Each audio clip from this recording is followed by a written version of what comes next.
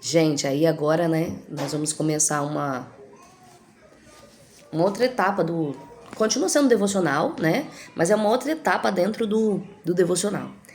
E aí elas são separadas por essas folhas azuis, que olha essa frase que interessante.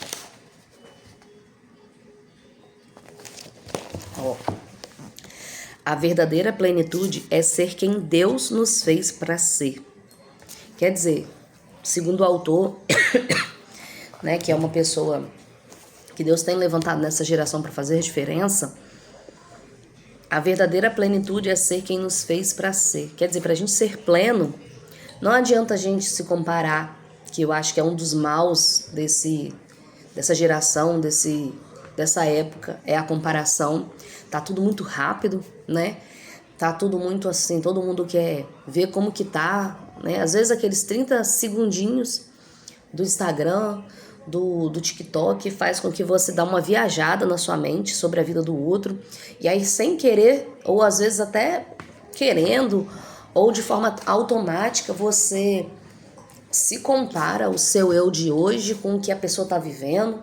E às vezes você tem até uma vida muito legal, às vezes você tem até uma vida muito boa, mas naquele momento você não tá legal, e aí você já compara e tem a sua vida como algo ruim, e tem a sua vida como algo que Deus não tá abençoando, Deus não tá no negócio por causa de uma fase ruim, de um momento ruim. E a gente tem vivido isso, tempos de comparação muito grande, onde a gente acaba olhando mesmo a vida dos outros, no Instagram, nos stories de, né, no TikTok, no Quai, o YouTube, WhatsApp. Então, só que a gente tem que sempre lembrar disso. Para a gente ser pleno, a gente tem que buscar ser quem Deus nos chamou para ser. E quem a gente tem que ser? E isso que é difícil, é a gente se encontrar, porque às vezes, em alguns momentos, nos comparando demais, nos exigindo demais, querendo de nós qualidades, temperamentos, personalidades, jeitos que às vezes não são nossos, e a gente acaba se autoexigindo, a gente vai se perdendo de nós mesmos. Às vezes a gente vai mudando tanto no nosso decorrer da vida que a gente acaba deixando de ser nós mesmos, sendo outra pessoa, outra pessoa dentro de nós, deixando de ser plenos, né? E depois, para você consertar essa bagunça toda, leva um tempo muito grande, leva uma aproximação muito grande que você vai precisar ter de Deus, porque é um fato. Cada um nasceu com o seu DNA, com a sua característica, com o seu temperamento, com a sua personalidade, com o seu jeitinho, né? E tudo isso foi proposital, para você ser exatamente quem você é e tem que ser nessa terra. Já viu aquilo? O que eu vim fazer aqui?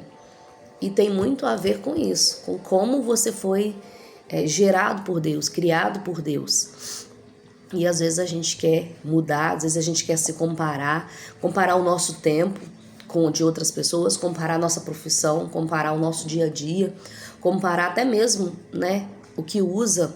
Quantas pessoas não se dividam para usar bolsa que fulano de tal tá usando, para comprar carro que fulano de tal usa, e saindo da sua realidade de vida, e quando vai ver tá endividado, quando vai ver tá vivendo uma vida que não é dela, justamente pelo alto nível de comparação, alto nível de vontade de ser aquilo que não é. E a nossa plenitude é ser quem Deus nos fez para ser.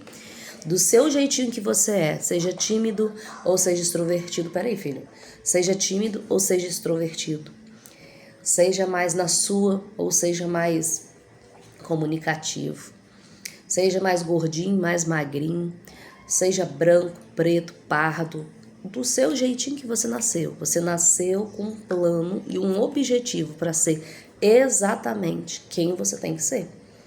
E não adianta, eu queria ter a cor de fulano, eu queria ter os olhos de fulano. Não, você nasceu para ser exatamente como você é. E é isso que a gente tem que falar para nós mesmos diariamente.